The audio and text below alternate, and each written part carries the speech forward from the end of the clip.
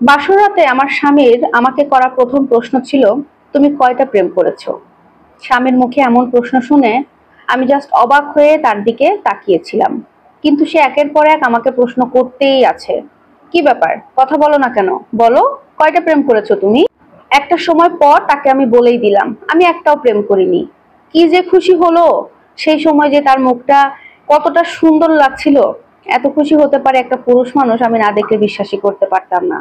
সে খুশি হয়ে বলল, খুব ভালো হয়েছে, তুমি আগে কোনো প্রেম করনি, সব ভালোবাসা শুধু আমার জন্য, এখন থেকে যা প্রেম করবে শুধু আমার সাথে করবে।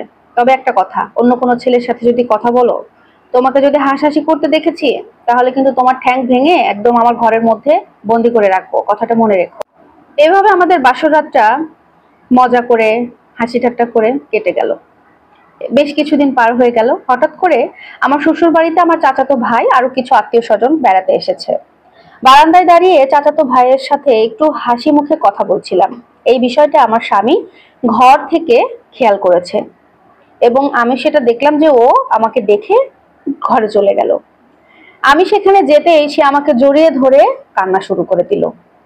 কেন কান্না করছে বুঝতে পারলাম না। আমাকে জড়িয়ে ধরে বলতে লাগলো, আমিও তোমাকে বলেছি তুমি কোনো ছেলের সাথে কথা বলবে না, তাহলে কেন বারান্দায় দাঁড়িয়ে ওই ছেলেটার সাথে তুমি হাসাহাসি করছিলে?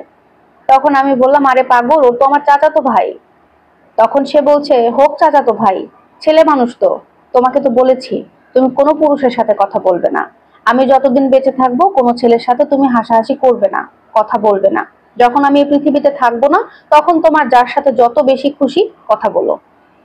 তাকে আমি কোনোভাবেই কান্না থামাতে পারছিলাম না। ওই মুহূর্তে তাকে আমি বলে দিলাম, আমি প্রেগনেন্ট, তার মানে তুমি বাবা হতে যাচ্ছ। আমার এই কথাটা শুনে মানুষটা এত বেশি খুশি হল, সে পুরো বাড়িতে আমাকে কোলে করে ঘোরাতে লাগলো। আমার স্বামী আমাকে সবসময় বলতো, তোমাকে না জড়িয়ে ঘুমালে আমার একদমই ঘুম আসে না, রাতে ভালোই লাগে না। তাই সারাদিন ও যেখানেই থাকুক, রাত হলেই সবসময় বাসায় চলে আসে। আমি যখন 6 মাসের প্রেগনেন্ট, তখন আমরা সবাই জানতে পারি আমার স্বামীর ক্যান্সার হয়েছে। কথাটা শুনে আমরা সবাই খুব ভেঙে পড়ি। কিন্তু ভেঙে পড়লে তো চলবে না, ওকে চিকিৎসা করাতে হবে। ডাক্তারের কাছে অনেক দৌড়াদৌড়ি করার পরে ডাক্তার আমাদেরকে জানায় ওর হাতে খুব একটা বেশি সময় নেই। ক্যান্সারের স্টেজটা খুবই সীমিত, খুবই লাস্ট স্টেজের দিকেও চলে এসেছে। তারপরেও চিকিৎসা করতে হবে, থেমে রাখলে তো চলবে না। চিকিৎসা করা অবস্থাতেই দেখতে দেখতে আমাদের ডেলিভারির সময় হয়ে যায়, আমার পেইন ওঠে। এমন একটা পরিস্থিতিতে আল্লাহ আমাদেরকে ফেলে, যখন আমার ডেলিভারির পেইন হয় সেই মুহূর্তে আমার স্বামীরও শরীরটা খুব বেশি খারাপ হয়ে যায়। একদিকে বাড়ির কিছু সদস্য আমাকে হসপিটালে নিয়ে যায় ডেলিভারির উদ্দেশ্যে, বাড়ির আর কিছু সদস্য আমার স্বামীকে হসপিটালে নিয়ে যায় অপারেশন করানোর উদ্দেশ্যে। সেদিন আমি এক পুত্র সন্তানের জন্ম দিয়েছি, কিন্তু আল্লাহ আমাকে আমার কাছ থেকে আমার স্বামীকে কেড়ে নিয়েছে। সেদিনই আমার স্বামীর মৃত্যু হয়। কিভাবে যে ওই সময়টা আমি কাটিয়েছি আমি জানি না। আমি কোনো কিছুতেই মন বসাতে পারছিলাম না। আমার ছেলে জন্মানোর সাথে সাথে আমি আমার স্বামীকে হারিয়ে, আজকে দেখতে দেখতে 3টা বছর পার হয়ে গেল। ছেলেটার বয়স 3 বছর।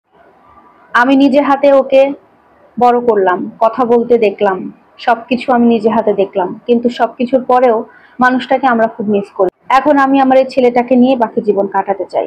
প্রিয় দর্শক, এই স্টোরিটি একটি আপুর জীবন থেকে নেওয়া হয়েছে। আপনাদের কাছে কেমন লেগেছে কমেন্টে জানাবেন।